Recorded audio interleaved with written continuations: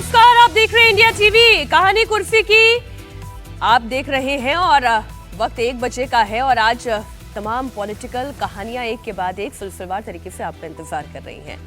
आज बात होगी उस लड़ाई की भी जो संसद से शुरू हुई थी, लेकिन उसका कहीं अंत देखने को नहीं मिल रहा है। और अंत देखने को मिलेगा भी कैसे? ये पॉलिटिकल लड़ाई है। यहाँ तो गड़े मुर्दे भी खोद खोद कर उखाड़े जाते हैं, लाए जाते हैं, उन पर चर्चा की जाती है। और ये तो बयान ताज़ा का बयान है। गृह मंत्री अमित शाह के एक बयान को लेकर, 12 सेकंड का एक बयान को लेकर शुरू हुआ ये सियासी बवंडर थमने का नाम नहीं ले रहा है। कहां तक बात पहुंच गई? संविधान विरोधी हैं, अंबेडकर विरोधी हैं, ये लोकतंत्र विरोधी हैं। इतना तक तो राजनीतिक वार पलटवार हमेशा से होता रहा, लेकिन पहली बार लड़ाई बीजेपी को आतंकवादी ठहराकर कही जा रही है कि बीजेपी दरअसल एक आतंकवादी संगठन है, एक आतंकवादी पार्टी है। जरा सोचिए, ये हाइप यहां तक पहुंच गया है। विरोधी इस वक्त भारतीय जनता पार्टी पर पलटवार कर रहे हैं। विंटर सेशन खत्म हो चुका है, लेकिन इस वक्त तुष्टीकरण वाली लड़ाई भी चल रही है। और वो कैसे चल रही है, एक एक करके जब आप बयान सुनेंगे तब आपको पता चलेगा। 3 मेहमान इस वक्त हमारे साथ मंच पर मौजूद है। हर्षवर्धन त्रिपाठी जी, विजय त्रिवेदी जी, समीर चौगांवकर जी, आप तीनों का बहुत स्वागत है। किस तरीके के नए गठजोड़ की सियासी लड़ाई और रणनीति तैयार की जा रही है, एक एक करके जब आप बयान सुनेंगे तब आपको इस बात का अंदेशा होगा। लेकिन सबसे पहले बयान तो समाजवादी पार्टी के उन एमएलए साहब का जो बाराबंकी में भरी सभा में स्पीच देते हैं सुरेश यादव जी, और ये कहते हैं कि आतंकवादी संगठन है बीजेपी। आप सुनिए जरा क्या कहा उन्होंने। ये सरकार नहीं, भारतीय जनता पार्टी एक आतंकवादी संगठन, हिंदू आतंकवादी संगठन, ये पूरी तरह से पूरे देश को बर्बाद करना चाहते हैं। हमारे महापुरुषों के बारे में इतनी गलत बातें करने का काम करेंगे। समाजवादी चुप बैठने वाला नहीं। मैं पुनः अपने तमाम पदाधिकारियों का आभार प्रकट करता हूं कि आप सबने कम समय में इतनी बड़ी संख्या में उपस्थित होकर इस कार्यक्रम को सफल बनाने का काम किया।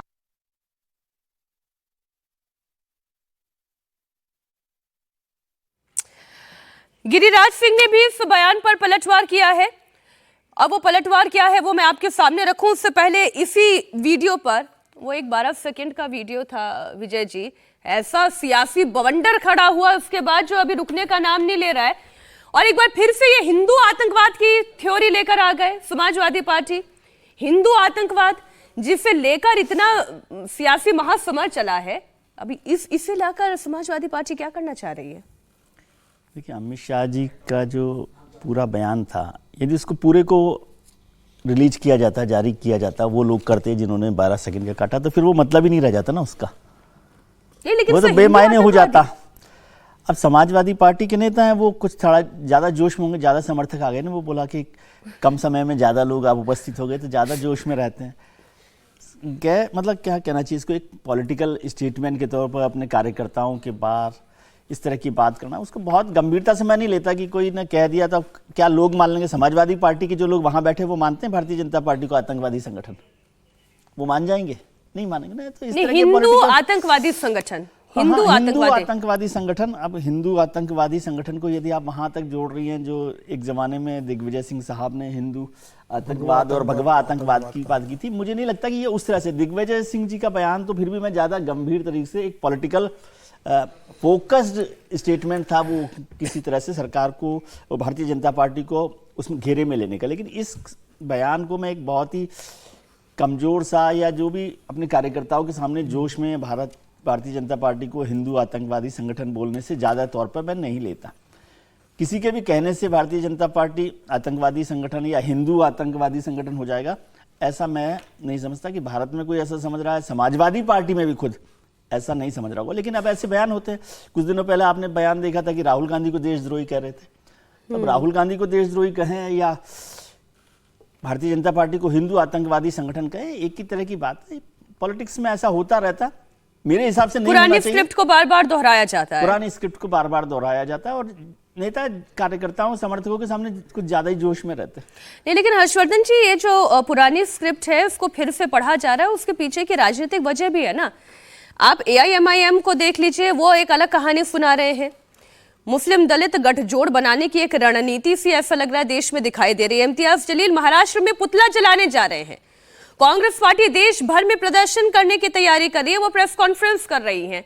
ये जो अलायंस का ये नया प्रयोग है दलित और मुस्लिम गठजोड़ के साथ, वो बीजेपी को कॉम्बैक्ट करना चाहती है हिंदू आतंकवादी संगठन कहकर। देखिए, मुझे लगता है कि सुरेश यादव जी लंबे समय से समाजवादी पार्टी में होंगे और उनको वो याद आ गया होगा जब उत्तर प्रदेश के तत्कालीन मुख्यमंत्री अखिलेश यादव ने, जो वाराणसी के संकट मोचन धमाके के दोषी थे, उनको छोड़ना तय कर लिया था। वो तो भला हो इलाहाबाद उच्च न्यायालय का कि उन्होंने कहा कि अगर ऐसे हम छोड़ने लगे तो कल को आप सिफारिश करेंगे कि आप इनको पद्म उपाधियां दे दीजिए, पद्म भूषण दे दीजिए, पद्म विभूषण दे दीजिए। तो उच्च न्यायालय के न्यायाधीशों को कहना पड़ा कि समाजवादी पार्टी के जो नेता हैं, मुख्यमंत्री हैं अखिलेश यादव, वो आतंकवादियों को छोड़ हैं, ये मत कीजिए। तो वो उस पार्टी के हैं। तो अगर आतंकवादी पार्टी कोई उस लिहाज से आएगी तो उनकी अपनी पार्टी घेरे में आएगी, नंबर 1। नंबर 2, ये क्या दलित मुस्लिम गठजोड़ ये भारतीय जनता पार्टी के लिए समस्या है? तो भाई कोई भी गठजोड़ हो वो समस्या होगी, कोई राजनीति में है, अगर कोई कुछ गठजोड़ हो जाए तो समस्या है। लेकिन क्या ये संभव है? नहीं, ये संभव नहीं। क्यों संभव नहीं है? लंबे समय से भारतीय जनता पार्टी को दलित विरोधी पार्टी घोषित करने की कोशिश की गई। अब दलित विरोधी घोषित करने की कोशिश की जाती है और सबसे ज्यादा अनुसूचित जाति जनजाति के सांसद विधायक उनके पास हैं। वो मौका पाते हैं तो मुस्लिम को भी राष्ट्रपति बना देते हैं, दलित को भी राष्ट्रपति बना देते हैं, आदिवासी को भी राष्ट्रपति बना देते हैं। प्रणब मुखर्जी वो कांग्रेस के बनाए हुए थे। यहां भारतीय जनता पार्टी को जो अवसर मिले वो देखिए, एपीजे अब्दुल कलाम से लेकर रामनाथ कोविंद से लेकर द्रौपदी मुर्मू को लेकर बहुत स्पष्टता है। राष्ट्रीय स्वयंसेवक संघ के सरसंघचालक कहते हैं कि एक कुआं, एक मंदिर, एक श्मशान, यानी हिंदू तो अलग बटा हो ही नहीं सकता, कहीं उसकी कोई संभावना ही नहीं, दूर दूर तक नहीं है। जो काम करते हैं वो इसी तरह से करते हैं। अब सवाल यह है कि अभी ये इतना क्यों कुछ हो रहा है? 2024 के लोकसभा चुनाव में एक झूठ अफवाह क्लिप को मैन्युफैक्चर करके उसके ऊपर आर्टिफिशियली कुछ चढ़ाकर और उसको प्रचारित प्रसारित किया गया, जिसकी वजह से रेवंत रेड्डी के खिलाफ मामला भी दर्ज हुआ था। अमित शाह वाला भाषण में कह रहा हूं, उसकी वजह से कुछ लाभ मिल गया उनको। अब हरियाणा महाराष्ट्र में वो फिर पूरी तरह से पिट गए और वो उस वक्त क्या चला, जागो तो एक बार जागो जागो, तो वो जो देवेंद्र फडणवीस, तो उनका वाला चल गया। तो इनको अब डर लग रहा है कि क्या हिंदू कंसोलिडेशन उस जगह पहुंच गया है जहां से उसमें से किसी को निकालना काटना वो संभव नहीं। और अब जो दलित है, अब तो सोशल मीडिया पर भी अनुसूचित जाति जनजाति के लोग, यादव, पटेल, वो सब हिंदू होकर अपनी पहचान कर रहे हैं और वो खुद ही लड़ रहे हैं। वो इनको जवाब दे रहे हैं कि तुम्हारा दिमाग खराब है, तुमको कुछ पता नहीं, कुछ भी बोलने चले आते हो। इसकी पीड़ा है इनको और इसीलिए इनको डर लगता है कि ये जो सुरेश यादव जैसे गिने चुने लोग जो जीत कर आ रहे हैं, अब उनको फिर लगे कि अरे ये तो अगली बार यादव भी उनकी पीड़ा ये है कि अनुप्रिया पटेल क्यों इधर बीजेपी के साथ है, चिराग पासवान क्यों बीजेपी के साथ है। नहीं, थोड़ा स्पष्ट करूं मैं, अनुप्रिया पटेल उससे नहीं, भाजपा के साथ पटेल, यादव, निषाद, जितने तरह के आप कहें, जो जातियां आप कहते हैं, कुर्मी, बढ़ई, नाई, लोहार, कुम्हार, आप गिनते चले जाइए, वो सारी जातियां सीधे पॉलिटिकल पार्टी हो चाहे ना हो, बिल्कुल इररेस्पेक्टिव ऑफ पॉलिटिकल एफिलिएशन, ये जातियां भारतीय जनता पार्टी के साथ है, इसलिए उनको डर लगता है। और देखिए, जब लालू जी के इतना रहते और सब कुछ रहते हुए आज भी नित्यानंद राय वो गृह राज्य मंत्री हैं, वो है यादव ही।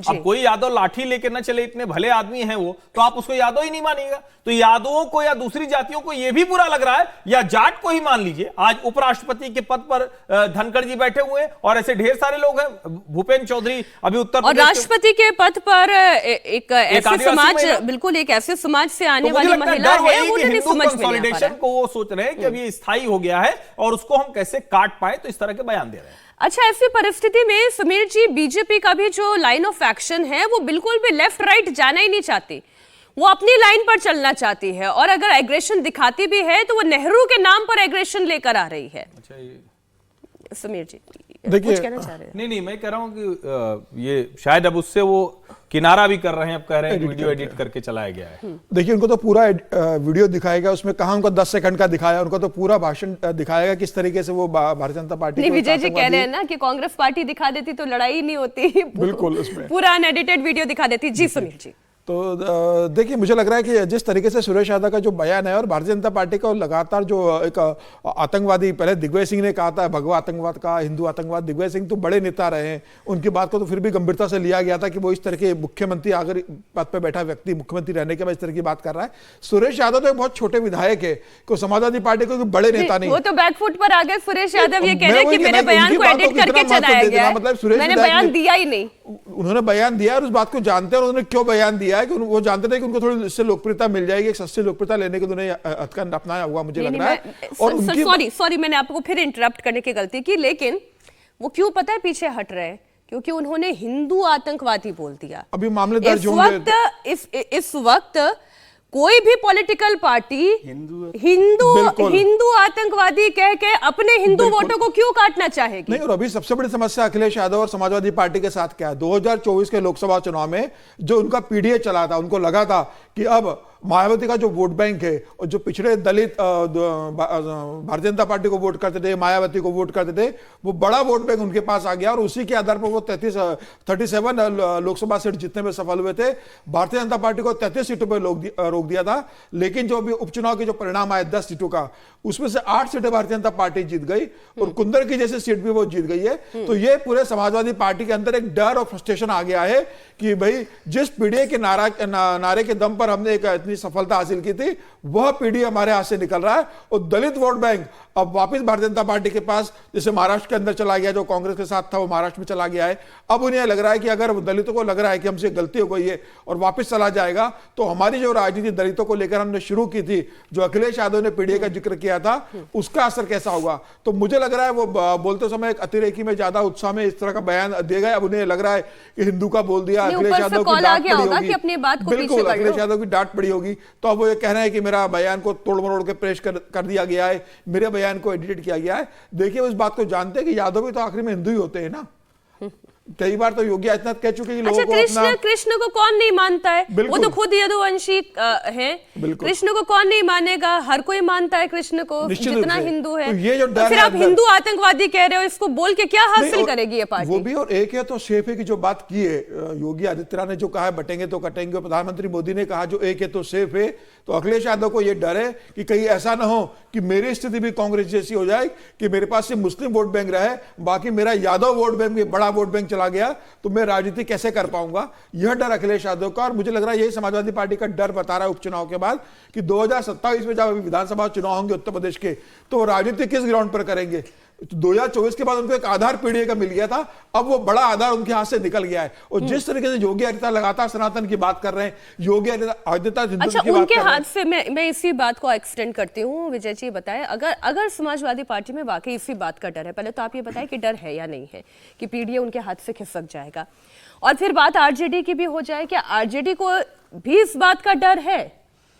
देखिए, पीडीए को जो डर था उसका तो अभी जो उपचुनाव हुए उसमें थोड़ा सा अपने नतीजे, तो बहुत बड़ा झटका था। कुंदर की पूरी जो 9 सीटें थी उसमें से 7 सीटें 6 सीटें भारतीय जनता पार्टी ने ले ली, उससे भी एक बड़ा झटका उनको लगा है ना। अभी जो लोकसभा के चुनाव हुए थे तो उनको लगा था कि पूरा पीडीए जो भी जिसको भी वो शामिल करना चाहते, क्योंकि पीडीए में मैं बहुत कंफ्यूज रहता हूँ, हरजी जैसे जो लोग बता सकते हैं, वो एक कभी अगड़ों के लिए होता है, कभी अल्पसंख्यकों के लिए होता है, कभी किसी और के लिए होता है, इसलिए मुझे वो सुविधा अनुसार है, जैसे नमक स्वाद अनुसार नमक स्वाद अनुसार जैसा है, तो वो चिंता उनको बनी हुई है। और अब इसी चक्कर में गड़बड़ा जाता है क्या, वो सोचते हैं अच्छा हमारा वाला, फिर कहते हैं अखिलेश जी बदल देते तो वो लौट जाते हैं मतदान स्थल तक नहीं जाते हैं। अब वो उनको चिंता ये है, और ये समझ में भी आ गया। देखिए आप मीनाक्षी जी, यदि पिछले 20 साल की पॉलिटिक्स देखेंगी ना, तो उसमें नरेंद्र मोदी जी के आने के बाद एक पॉलिटिकल पैराडाइम बदला है। सारा झंझट झगड़ा जो है ना वो है, आप बेसिक बात समझिए।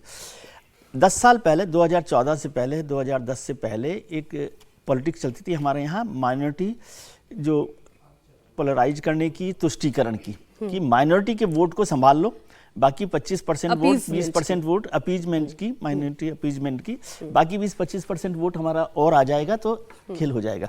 नरेंद्र मोदी ने इस माइनॉरिटी अपीजमेंट के पॉलिटिकल पैराडाइम को बदल दिया है। ठीक बात, पॉलिटिकल पैराडाइम बदल गया है।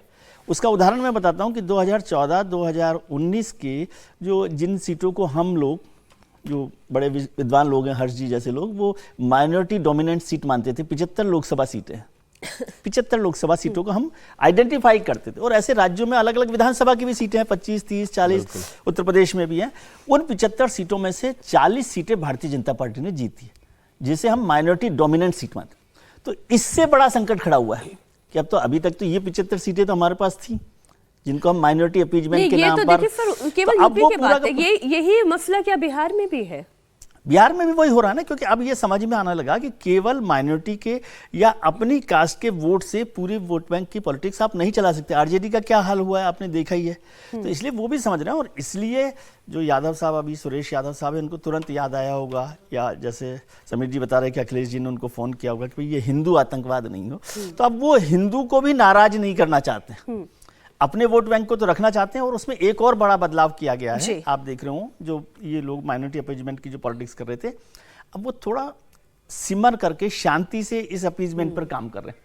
उसको वो बहुत जोर से नहीं कर रहे, क्योंकि वो समझते हैं कि यदि माइनॉरिटी अपीजमेंट का या माइनॉरिटी वोट पर ज्यादा काम किया गया तो हिंदू पोलराइज ना हो जाए, और हिंदू अगर पोलराइज हो रहा है तो फिर वो उनके सारे वोट बैंक का किया कराया जो है, सपा का वही हश्र होगा जो महाराष्ट्र में उद्धव आपने ठाकरे क्योंकि 20 साल पुरानी वाली पॉलिटिक्स की बात की, तो हर्षवर्धन जी, अब चाहे वो यूपी हो चाहे बिहार हो, मैं इन दो स्टेट की इसलिए बात कर रही हूँ कि यहाँ से ज्यादा सीटें आती हैं, ज्यादा प्रतिनिधित्व है, और पॉलिटिकल डिस्कोर्स जो है यहाँ से खड़ा किया जाता है।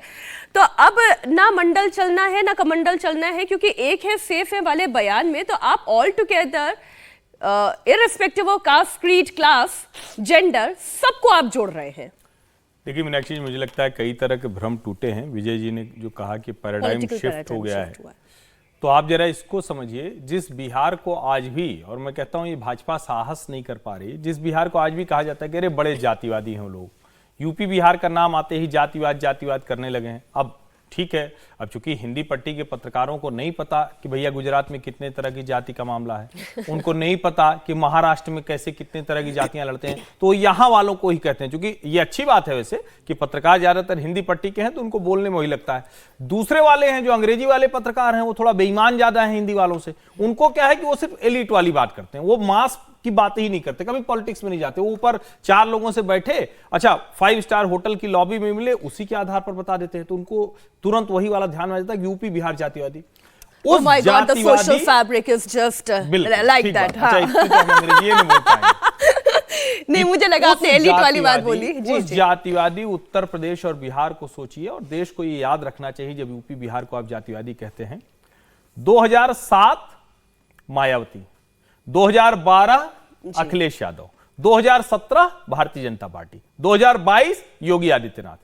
ये सब प्रचंड बहुमत उसी उत्तर प्रदेश ने दिया जिसको आप कहते हैं कि वो घोर जातिवादी है। तो भैया किसके लिए जातिवाद कर रहा था? मायावती के लिए कर रहा था, अखिलेश यादव के लिए कर रहा था, भाजपा के लिए कर रहा था, या योगी आदित्यनाथ के लिए कर रहा था? अब चलिए बिहार की बात कर लीजिए।